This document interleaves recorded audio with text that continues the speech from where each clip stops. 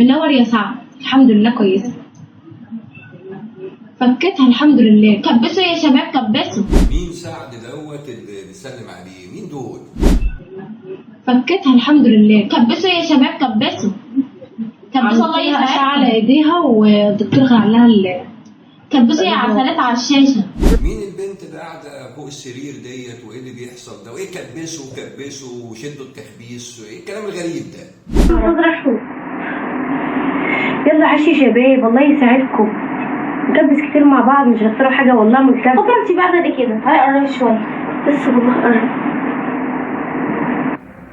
مين الولية ديت هي وبناتها اللي طالعة ديت من أوضة النوم وملبسة عيالها قمصان نوم؟ ايه المسخرة دي؟ مين دول؟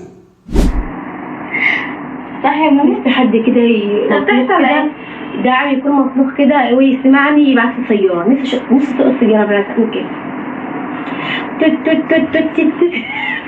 عاوزة السيارة؟ فتحها؟ افتحي من الكومنتات. الله يسعدك يا غالي. حبايبي لو سمحتوا كبسوا.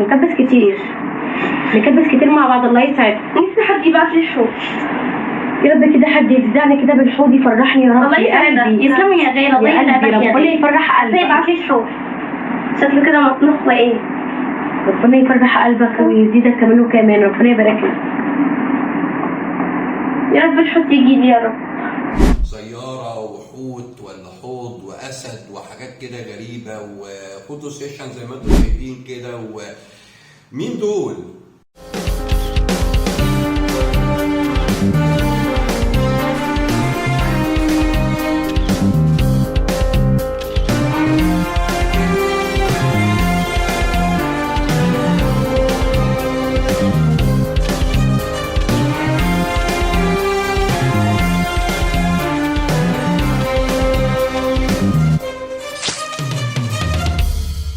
مشاهدينا السلام عليكم ورحمة الله وبركاته. أهلا بحضراتكم. مهمة خاصة جديدة، مهمة خاصة في مسرح الجريمة اللي حضراتكم شايفينهم جنبي دول. دي وحش الكون يا جماعة. دي وحش الكون اللي حضراتكم شايفينها، الست الأربعينية اللي بلغت من العمر عتيا اللي حضراتكم شايفينها ديت. ودول بناتها بوسي وفاطمة اللي حضراتكم شايفينهم دول وحوش الكون. ووحش الكون هي الأم اللي حضراتكم شايفينهم دول اللي عملوا طبعا بلبلة في مصر خلال الفترة الأخيرة.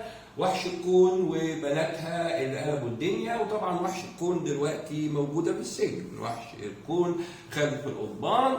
وحش الكون بتواجه مصير سيء جدا جدا. مسرح الجريمة الإلكترونية هو مسرح جريمة من نوع خاص، من نوع آخر. ومعنا شخصيا كنت أكثر الناس اللي تعرضوا وكنت ضحية من ضحايا جرائم الإنترنت. هذه الجرائم التي بدأت تتوغل في مصر بشكل كبير جدا جدا، وبالتالي الأجهزة الأمنية بدأت إن هي ترصدها بشكل مكثف جدا.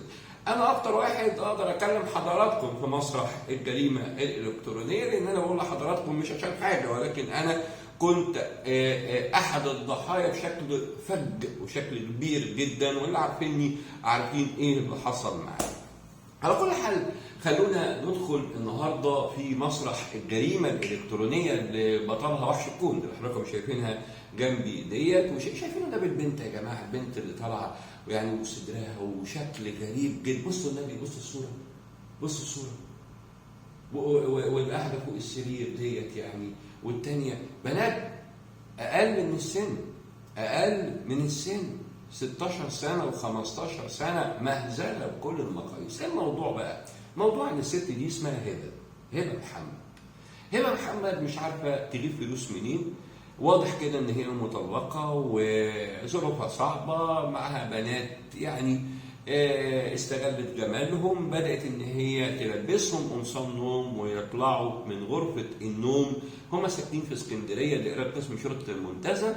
بيطلعوا من غرفه النوم على منصه التيك توك.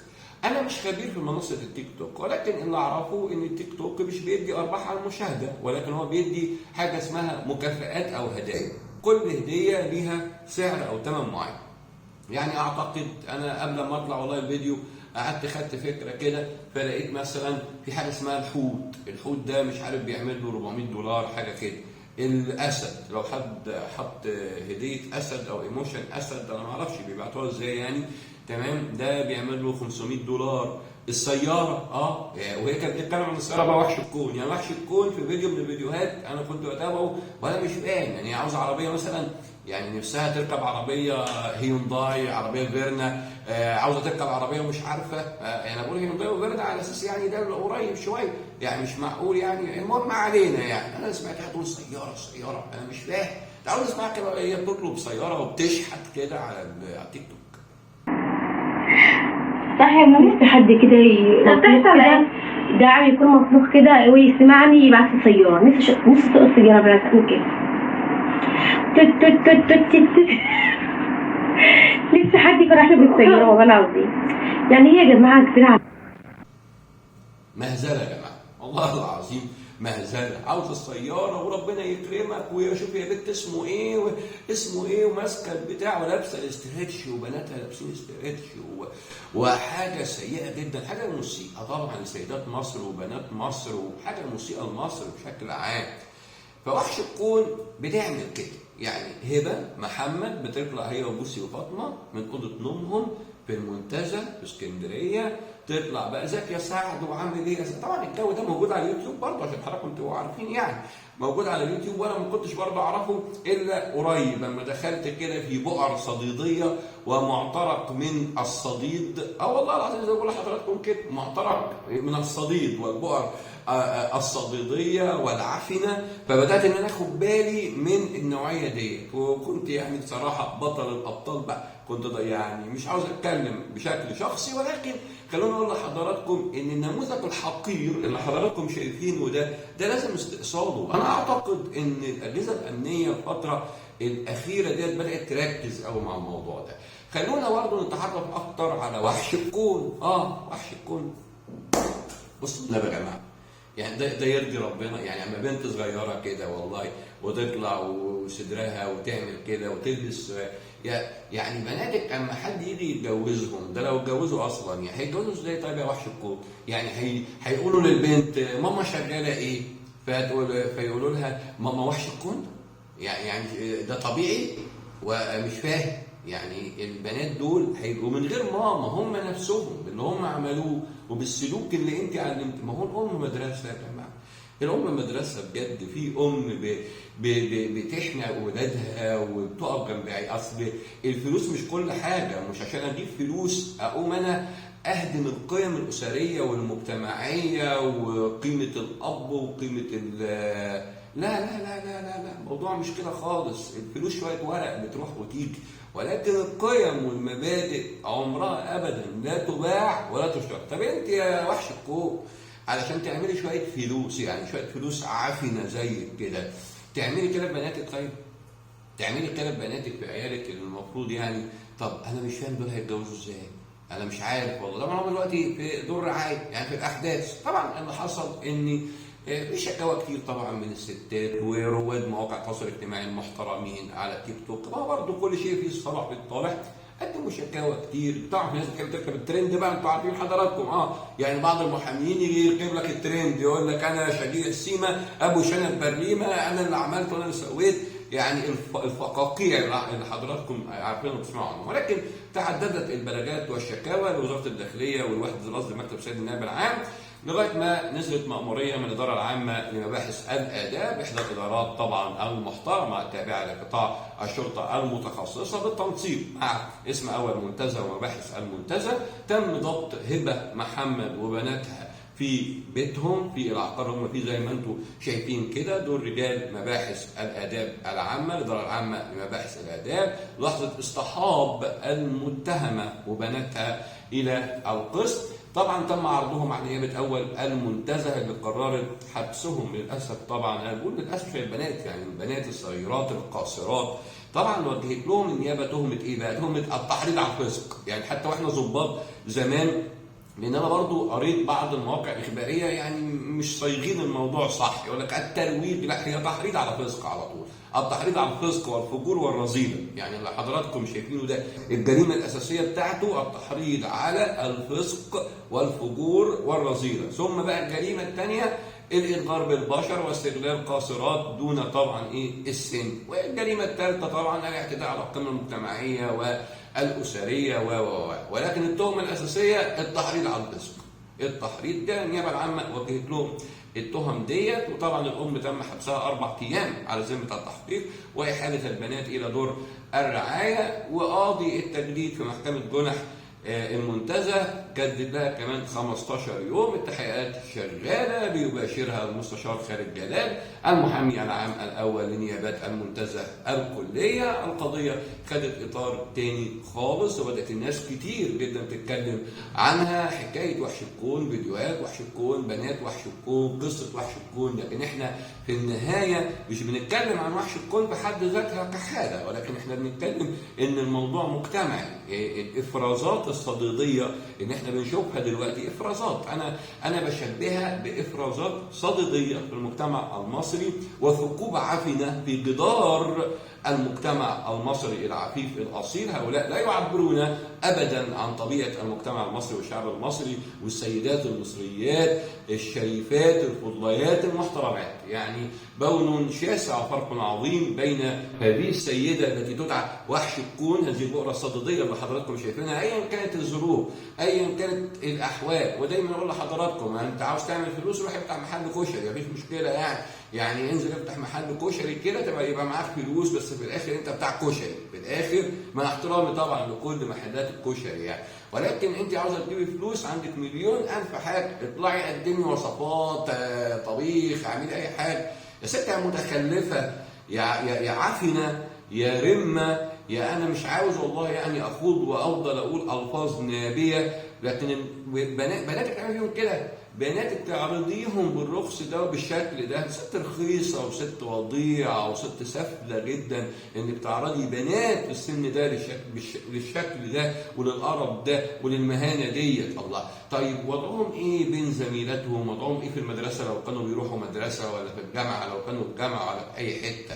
ده منظر دي منظر هي دي النماذج القذر، النماذج الوسخه السيئه اللي احنا بنشوفها في المجتمع يا جماعه. اما الام يكون عندها 40 سنه حتى لو كانت في شبابها مندفعه ولا كانت متنيله بنيله، المفروض بقى تاخد بالها من عيالها وتكرس حياتها كلها من اجل عيالها. لكن ما زال برضه زي ما انتم شايفين المنظر الحقير الوضيع، مش عارف عاوزه كبسوا دي شغاله سباكه يا ست انت ولا ايه؟ كبسوا شدوا التكبيس، انا مش فاهم ايه كبسوا شدوا التكبيس دي؟ ما نسمع كده كبسوا شدوا التكبيس. حبايبي لو سمحتوا كبسوا، نكبس كتير مع بعض الله يسعدكم. نفسي حد يبقى فاطمه فين؟ فاطمه هاتت مش شايفين فاطمه ولا ايه؟ كبس عليك دلوقتي نكبس، يلا ولاد مع بعض نكبس، شد على التكبيس. كيف يدك بوسي؟ الحمد لله الحمد لله يا بنت فكتها منور يا سعد، الحمد لله كويسه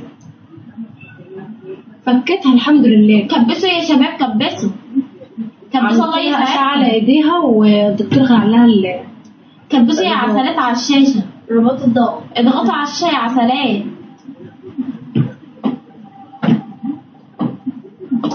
عشان الله اكبر عليكم ما توقفوش تكبيس، يلا اشعه التكبيس تلاقي بايديكم. الحمد لله دايما يا غالي. وكل الناس بتكبس بسرعه، خد البصل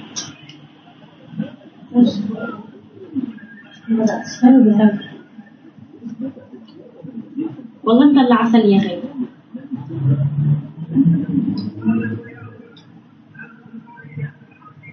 خدتوها. عايزه اقول لك حاجه يا بسمله، قولي يا قلبي. انت عارفه اسمي منين؟ انا اسمي بوسي يا حبيبتي. عسل من النبي.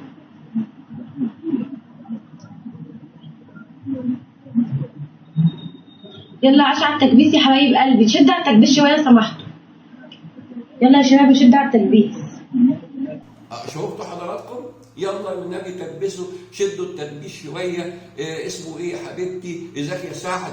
مش عارف ايه الجو الرخيص وجو الملاهي الليليه بتاع زمان، يعني الخمارات حتى، يعني في ملاهي ليليه شويه بتبقى يعني VIP، يعني ده جو الخمارات بتاع شارع الألفي، ده بتاع الأزبكيه. والله اما كنت شغال في الأزبكيه انا زمان باسم الأزبكيه، ده جو بقى الخمارات، علب الليل الصغيره كده اللي في شارع الألفي وكلوب بيه، والجو ده بتاع عزيزه امير وفاطمه رشدي، والجو بتاع مصر زمان لسه موجود بس على الضيق. يعني على العموم تحيه كبيره جدا جدا لوزاره الداخليه والاداره العامه لمباحث الاداب، متعودين دايما منهم طبعا على المبادره وعلى تطهير المجتمع بجد. وزاره الداخليه هي الجهه الاولى والاخيره في تطهير المجتمع المصري من مثل هذه البؤر الصديديه السرطانيه اللي بصراحه عامله زي السوس، والله زي السوس كده اللي بينخر في جدار الاخلاق والاعراف والتقاليد والمبادئ اللي احنا اتربينا عليها. وحش الكون تواجه مصير للاسف الشديد يعني سيء. طبعا لازم تكون عبره، وبناتها يعني اشد سبيلا، يعني هيشوفوا برضو المرار الفتره الجايه. طب انا فاتك بقى بايه السياره والحوت والاسد والكلام ده، عاوز بجد والله يعني هتصرفيهم على الاكل والشرب جوه السجن ولا هتعملي ايه يعني؟ مش عارف، انا بصراحه مش عارف والله. اسم رساله سريعه لهؤلاء بجد الافاعي واللي ما عندهمش محتوى، ما عندهمش يقولوه، ما عندهمش يعرضوه، لا يملكوا ادواتهم، مش فاهمين، فبيطلعوا يتكلموا في يشتموا ويعملوا وياخدوا فلوس من الناس ويبتزوا الناس زي ما انتم شفتوا كده. وربنا يخليك، وتقعد تقول سعد ده وغيره، ربنا يخليك، ربنا يسعدك، ربنا يزيدك، ربنا يرزقك. يا ست جو الحسين ده، ايه جو الرخيص ده، ايه جو الشحاته دي، ايه جو والله كانت بتقول نسمع شكله كده مطنخ وايه. ربنا يفرح قلبك ويزيدك كمان وكمان، ربنا يبارك لك. شفتوا يا جماعه الست الرخيصه دي، وربنا يكرمك وربنا يرزقك وربنا يوسع عليك وحسنه تمنع. هنقعد بقى جو الاتوبيسات بقى ومترو عبد العزيز فهمي والنزهه بتاع زمان بقى وفلايات وورنيش والجو ده، يعني بقينا نشوفه دلوقتي على وسائل التواصل الاجتماعي. شيء غريب، شيء مقزز. انا بس حبيت بصراحه الموضوع استفزني جدا، ما بحبش اطلع كتير لان انا مهتم طبعا يعني بالمواقع الالكترونيه بتاعتنا بصراحه، وبالمناسبه تابعوها والله تعجبكم جدا، يعني سواء كان موقع صله تك، الموقع التقني اللي حضراتكم يعني تقدروا تنزلوا تشوفوا الرابط بتاعه تحت في الوصف، او موقع مهمه خاصه اخبار عاجله. تابعونا ايضا على كل وسائل التواصل الاجتماعي، على الفيسبوك، على بنترست، على تيك توك، بس التيك توك باحترام وباخلاق مش بوساخه وقله ادب، على انستجرام، على لينكد ان، على ريدت، على كل مواقع التواصل الاجتماعي، وعلى فيورا برضه لينا يعني حساب ممتاز جدا على موقع فيورا العالمي، بنرد على اسئله فنيه كتيره جدا جدا خاصه بالكتابه على الانترنت، وخاصه بالتقنيه، وخاصه بالجريمه، وخاصه بالاعلام، وبنقدم نصايح على فيورا لناس كتيره جدا جدا من شبابنا الواعد وبناتنا المحترمات، مش النماذج اللي احنا شايفينهم دول. والله يا جماعه بالمناسبه اعرف يعني بنات لسه في الجامعه، اولى جامعه وثانيه جامعه، بيعملوا حاجات جميله جدا جدا جدا على الانترنت، شغالين في التسويق الالكتروني، في الافيليت ماركتنج، شغالين في الاي كوميرس، في التجاره الالكترونيه، شغالين في كتابه المقالات الالكترونيه والتدوين، شغالين في الذكاء الاصطناعي وفي تحريك الصور وفي استخدام الاي اي، ان هم بيولفوه على المحتوى، على الماتيريال اللي هم بيعملوه، وحاجات كتيره جدا جدا.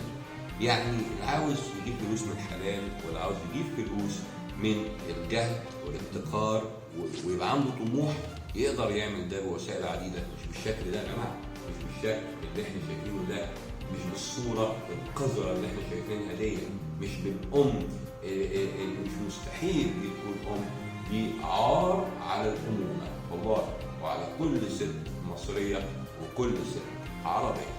بعتذر عن الإطالة، أتمنى تكون الحلقة عجبت حضراتكم. إلى أن نلتقي مرة أخرى، لكم من كل تحية وتقدير، تحياتي لحضراتكم محمود ركب.